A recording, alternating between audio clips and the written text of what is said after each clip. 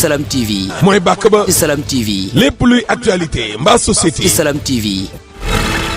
politique people revue de presse. wala diine adresse bi daal benn la.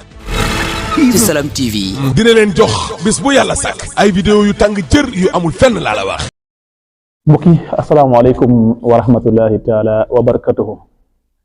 mbokk yi ñu seetaan à travers Salam TV ñu ngi leen di nuyu fu waaye mën a nekk di ñu bàyyi xel saa su ne ñu ngi lay nuyu di la ñaanal jàmm ak salaam.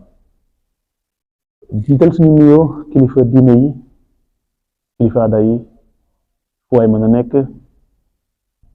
di nuyu suñu Muntaxa Bachir di ko ñaanal yàlla yàggal ko fi lool ànd ak wér.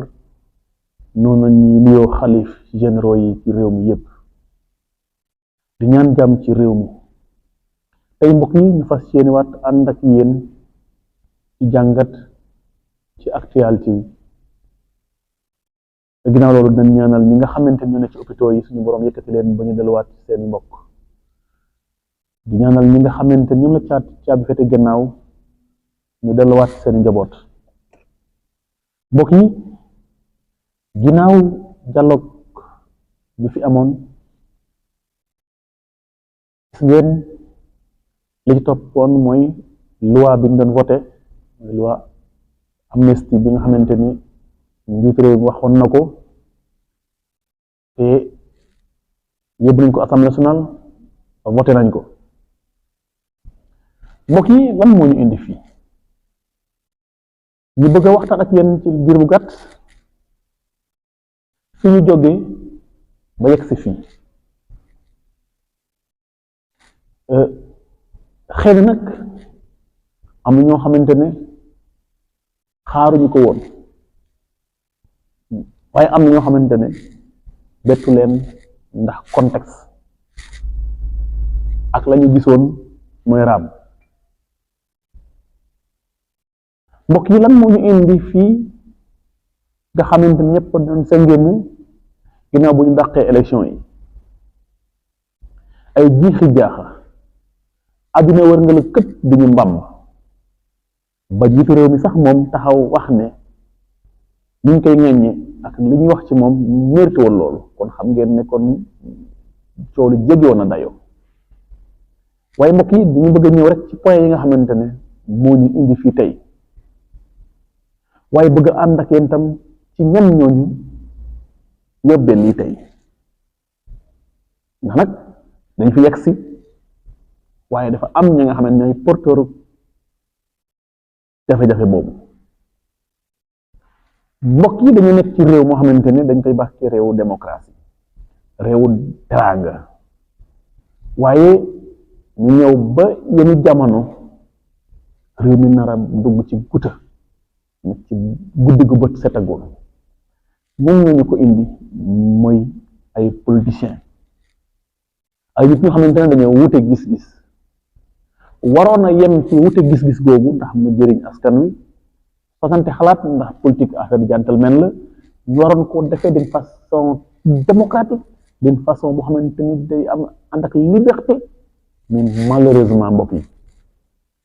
ñu gis benn façon politique boo xamante ni politique jaay doole defante ndax ginnaaw njiitu réew mi Macky Sall bu mu faloo ca 2012 dafa am lu mu waxoon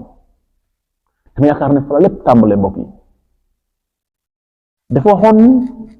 je vais réduire l'opposition à sa plus simple expression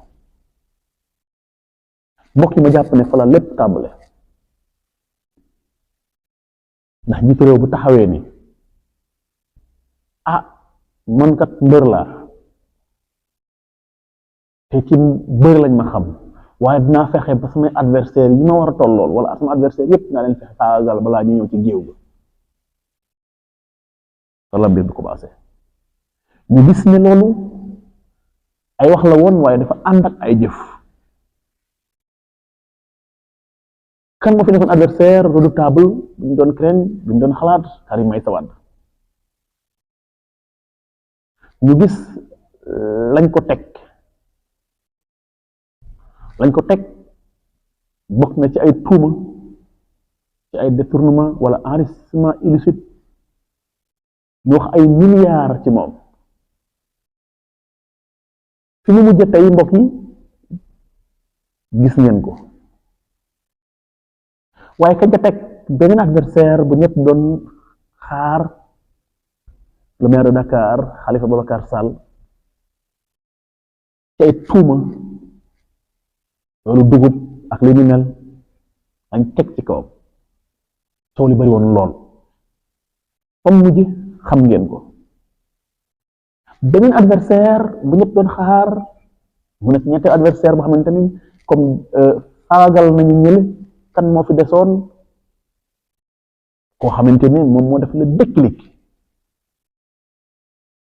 ñëw pour révolutionner la politique sénégalaise bëgg a ñëw indi beneen xeetu politique amoon benn slogan changer li fi nekk maanaam système bi fi nekk ñu jëm ko sopparñi indi beneen système muy Ousmane Sonko ñu gis ni moom itam muccul ndax balaa ñu def dara dañ ko ràjje maanaam ka doon xëy di liggéey daan doole yor njabootam ba xëy dàqal la ci anam boo xamante ni anam bu Sénégal yépp xam la moom waaye yemuñu foofu dañoo jëkki-jëkki nañu defoon ñeneen ña mooy tuumal leen ñu tuumal ko loolu tàmbali ci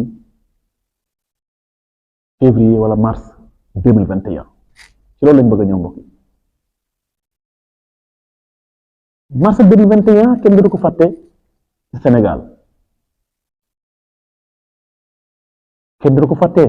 ndax coow li bari kenn du ko fàtte ndax yàqu-yàqu kenn du ko fàtte ndax ay bakkan yu faatu mbokk yi lan moo ko waral ndax dañoo tuumal benn doomu réew mi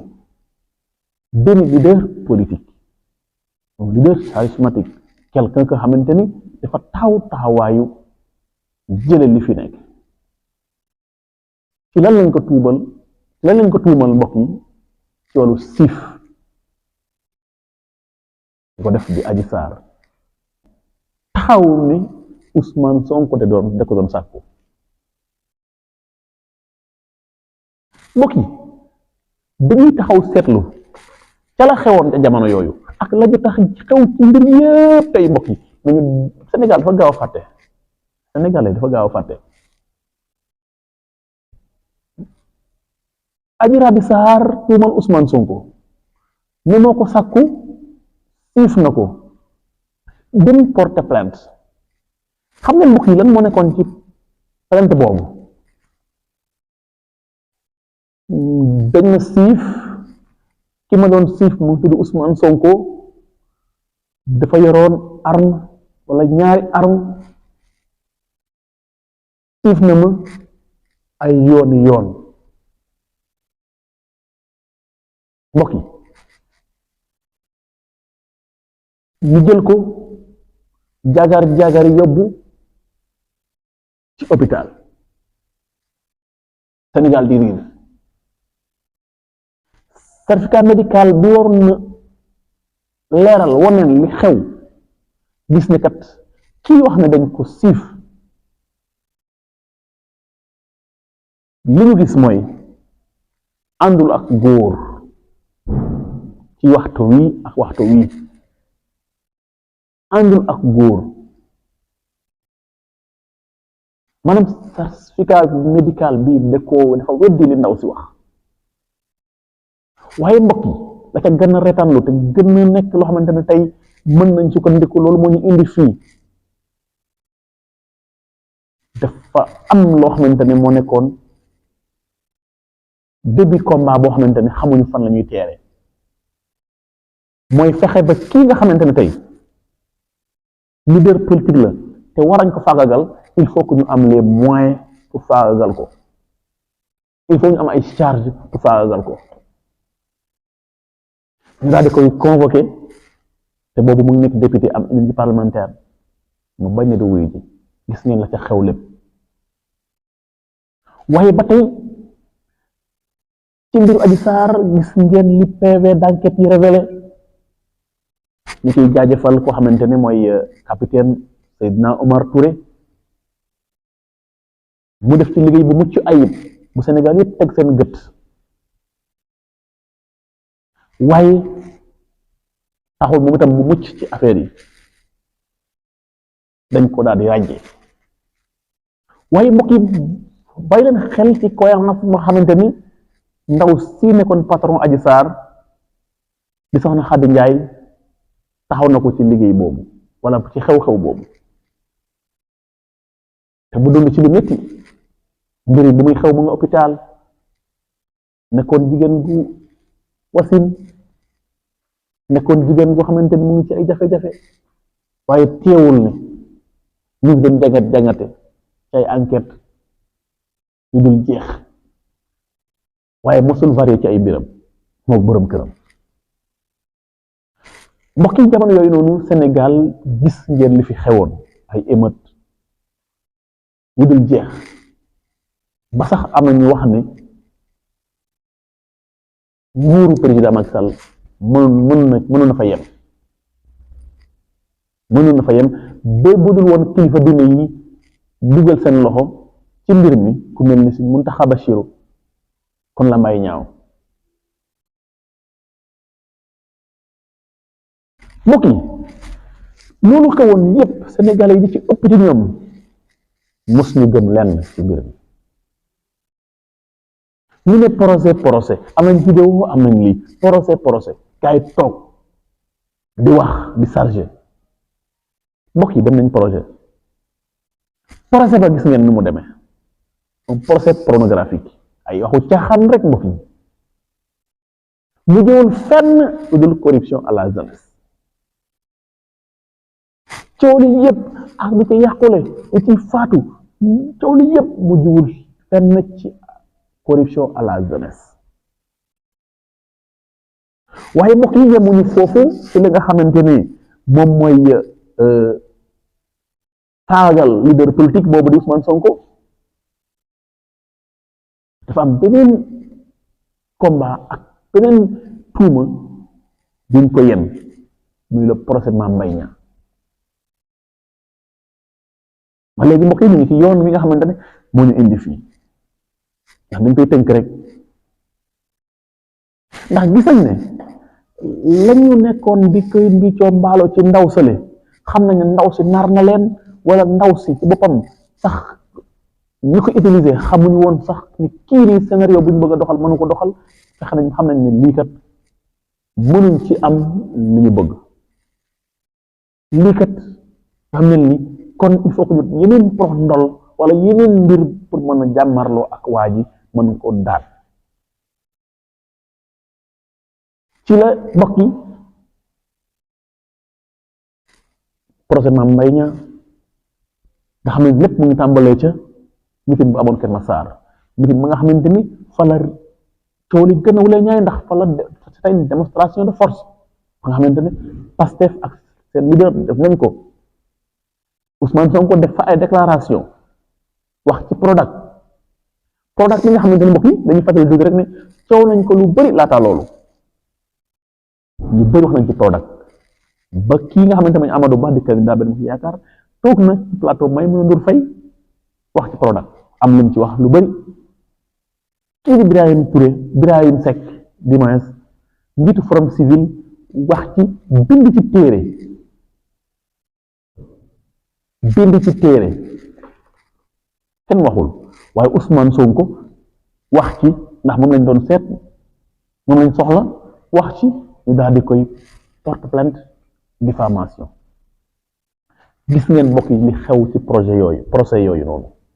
convocation yi ñaata nit ñoo ci dugg kaso ñaata nit ñoo ci gaañu mbokk yi toj ay vitre oto loolu def nañ ko mbokk yi ci procès Mame Mbaye Niang ak Ousmane Sonko rek ñu nekk ci yoonu daan mbër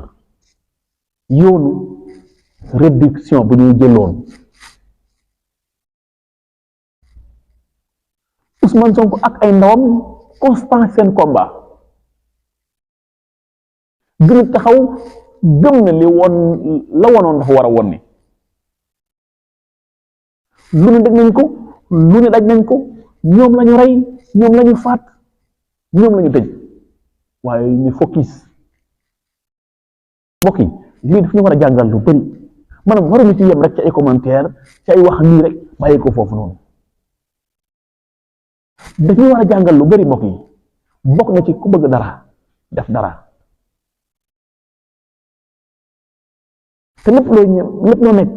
te nga gëm ko te muy dëgg dañ ko war a ñeme loolu la ñu waa Pastef woon mbokk yi procès Mame Mbaye Niang ñu dem tribunal daan Ousmane Sonko ñaari weer ñu dul tëdd Mame Mbaye Niang mi bëggoon ñu setal ko dem këram woo presse bi wax ni moom li mu bëggoon am na ko ndax da doon setal na boppam waaye yemul foofu mbokk yi dañ ci teg benn fan wala ñaari fan mu génnaat mu ne mbir mi pareegul Ousmane Sonko muccagul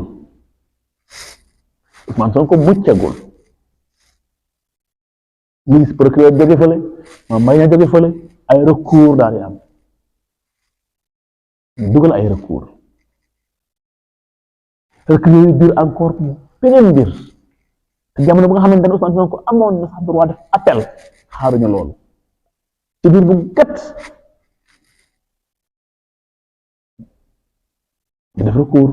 demaat ak tribunal ci ay biir bu gàtt ñu daanaat Ousmane Sonko daan boo xamante ne nan yéeyaay moo ko war a mën a tere mu bokk ci élection maanaam kon Mame Mbaye Niang atteindre na objectif am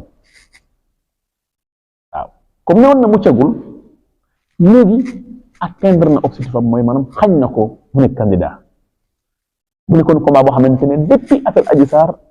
ba foofu noonu combat bi benn la woon waaye nag est-ce que ndax ñàkk a bokk Sonko ci candidat ci élection fala mbir moo war a yem déedéet ndax Sonko da ko waxoon ne boo ma rendee sa loxo da tax deret Sénégalais yi nag ñun ñi dañuy dégg nu mu leen neexe duñu analyse duñu bàyyee xel ci ay wax kenn ku nekk dañuy commentaire ndax par parloo des na nag la nga xamante mu war a taqal loxoy président ndax rendi nañ ko maanaam li ñu bëggoon am nañ ko mooy Sonko warul bokk ndax seen débat yépp maanaam ci far ci pouvoir ku ci gën a tuuti boo ko waxoon mooy Sonko du bokk influenceurs yi ñi nga xamante ne tey ñu ngi waxal njiitu réew mi seen kaddu yépp benn la woon mooy Sonko du bokk moo nekkoon seen kaddu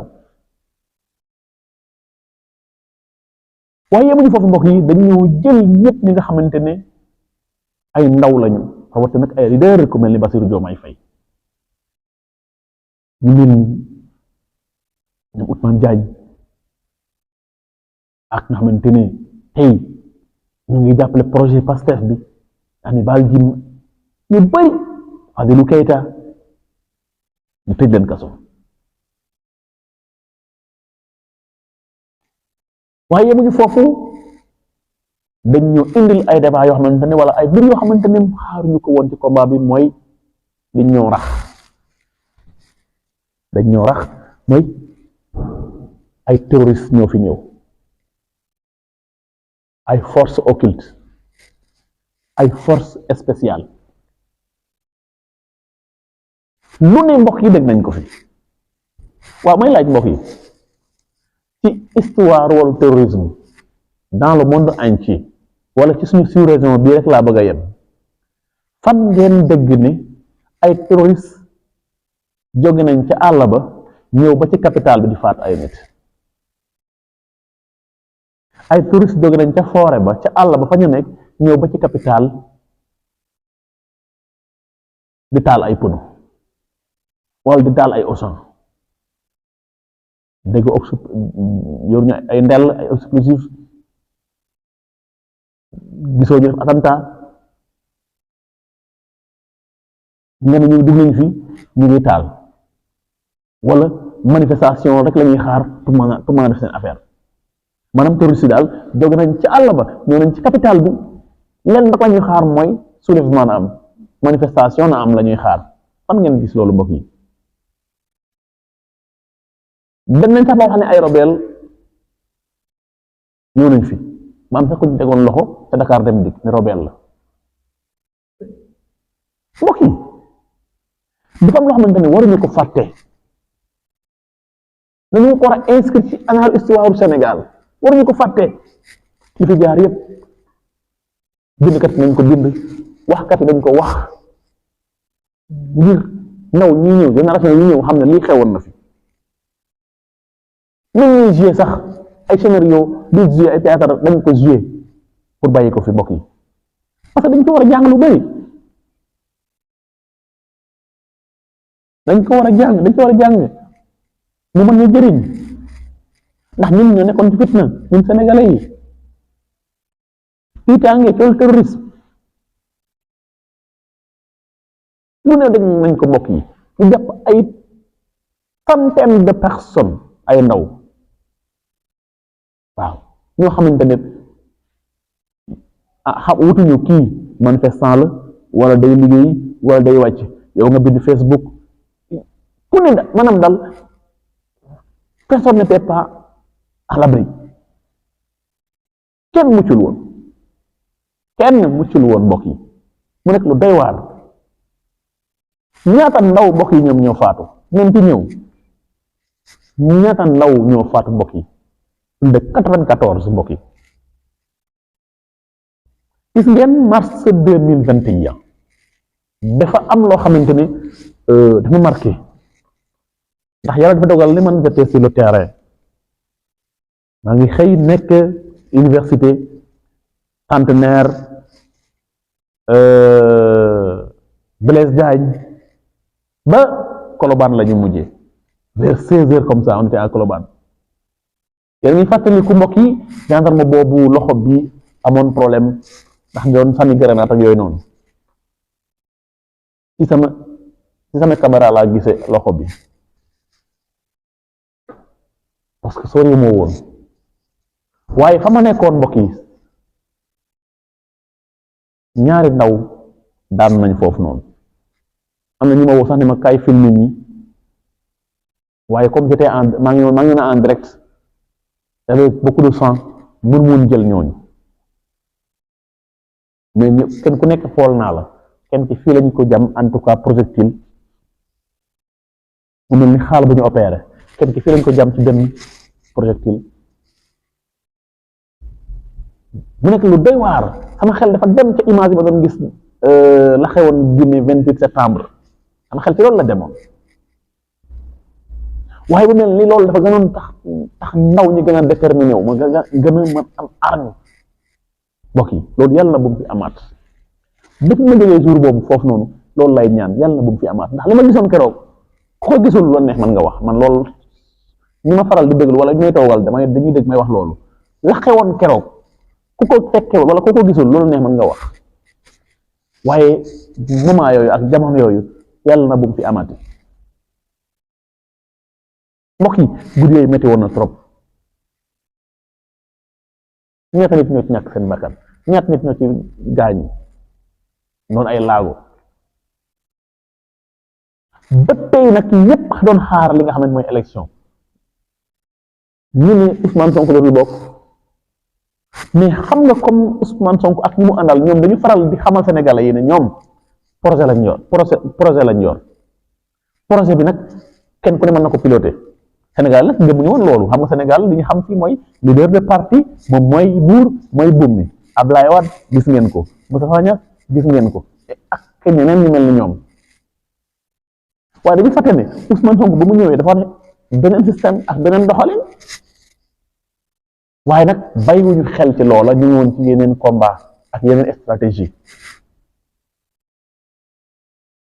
moom itam bu wone ay pexe wone ay xalaat ba samp ay mbër yooyu nag tey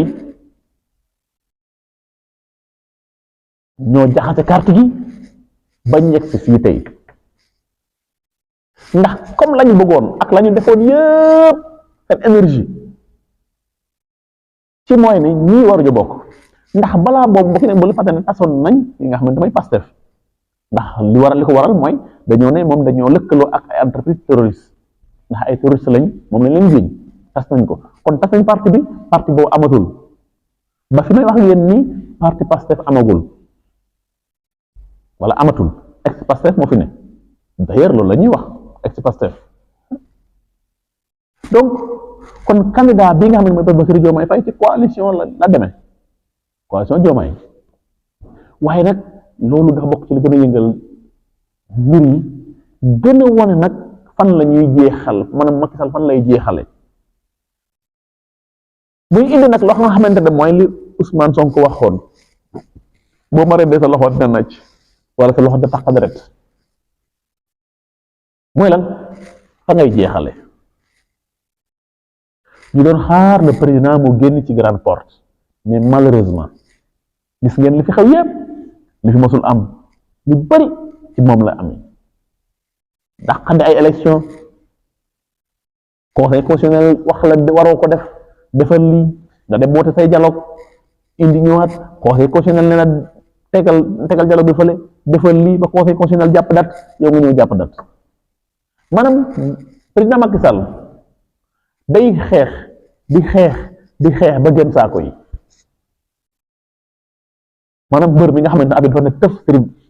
abit sifle muy xeex tëf ba génn saako yi di doo ay coup loolu moo dal président Macky Sall dafay xeex di xeex ba génn pale waaw kan moo xaaroon loolu mbokk yi kan moo xaaroon ne Benno Bokk Yaakaar da jàmmarloo ak ex Pastef ñu nekk ci combat ba fii ñu toll ñu ne c'est la veille des élections mbokk yi mu nekk lu doy waar kon fii ñu yegg si tey mbokk yi kenn indiwuñu fi kenn sabluwu ko mooy njiitu réew président Macky Sall ak lépp lu nga xamante ne xëy na ci biir bilan matériel am na lu mu def lu am solo ci biir réew mi waaye xool leen fu mu indee Sénégal tey xool leen ci médias internationaux yi xool leen ci sous-région yi ni ñuy tege gët Sénégal ak ni ñuy ñëwti Sénégal dama waxoon benn mbir wala benn kàddu boo xamante ni mooy président Macky Sall dafa am problème mu ay collaborateurs yu sincère parce que dañu faral di wax naan njiit réew mi moo ëpp ay xibaar ba ne moo ëpp information mais na la fekk yàlla bool la ak ay ñi lay jox xibaar te ñu sincère maanaam ñu déggu te ragal yàlla waaye yàlla suñu borom bu la joxee ay ñi lay xibaar te dégguwuñu ragaluñu yàlla dañ lay dugal ci gutta foofu lay rendre hommage le doyen Pape Alé Niang dinañ ci ñëw ci beneen vidéo Pape Alé Niang rendre ko hommage parce que daf ko mérité moom Pape Alé Niang amul lu mu déggul amul lu mu dajut moom Pape Alé Niang dañ ci ñëw mbokk yi dafa yàgg wax ci ay laay fam président moytul ñi lay xam di la jox ay xibaar di la wax naan booy bi di wax goos bi di la wax booy bi def ko nii nga dem ba pour yow jàpp Sonko honneur la Pape Alé Niang da ko yàgg di wax maanaam jàpp Ousmane Sonko honneur la ci Macky Sall Pape Alé Niang dafa yàgg wax loolu waaw léegi nag yéen a xëy na dañ koy seetal yéen a xëy di ko layal bi ma déglee Abdou Mbow ay ree def ma jàpp nga déglu ay nit ay Benno Bokk Yaakaar ñooy taxaw di wax naan yéen bugg leen Ousmane Sonko génn bugg leen ñu libéré ko bugg leen ñu bokk dañu war a amnistie dañu war a def lii ngir Ousmane Sonko bokk yéen a ko xañ mu bokk kay yéen ci saba si fay na jox leen ko ay fichier yéen ngeen bañ ñu naat Dakar fii ne jox leen ko ay fichier yéen ngeen bañ yéen ne woon du bokk di mu bokk ba ñu commencé processus bi ba yegg si fii ngeen ne na bokk naka lay bokkate Ousmane Sonko jël na leen parce que li mu wane dafa da leen jël moom ci li mu focus ak ay nitam mooy candidature Bassirou Diomaye waaw yéen a ngi koy xaxar di ko jéem a xool naka ngeen koy mën a setale fekke sénégalais yi wala bokk moom ba mu xam na ne seen bopp ngeen bëgg a setal ndax gis nañ lu fi xew mbokk yi gis nañ li fi xew lu bari loo xamante ne tey dafa war a leer waxuma la ay détournement de deniers publics waxuma leen nag crime yi fi am yëpp ak bakkan yi faatu yëpp ak lu mën a xew dafa war a leer kenn war ko mën war a leeral ku doon njiitu réew mi ndax moom la ñu dénk réew mi moom mooy le garant moom mooy sécurité askan wi kon mbokk yi gis ngeen li nga xamante ne tey ay caaxaan wala ay politique yu xeebu mën nañu indi réew mi fu kenn xaaru woon te pourtant jaru ko woon waaw pourtant jaru ko woon parce que mënoon nañ def comme li nga xamante ne noonu la ko yoon bëgg maanaam def ay mbir yoo xamante ne ay politique yu sincère politique gentleman lu nit kenn ku nekk jéem a def loo xamante ne yow yaa koy liggéeyal sa bopp waaye du ñu ñëw mukk wala taxaw mukk nekk ci ay xeex bañ a liggéey réew mi ba réew mi tabb ci guta waaye mbokk yi comme jàpp nañ élection yi yàlla nañ ci jëm ci jàmm ak salaam waaye ñu ngi rendre hommage encore les sept sages ndax ils sont sauvé le Sénégal Badio Camara ak ñi mu àndal sauvé nañ Sénégal dañ ko wone ba fii ñu toll nii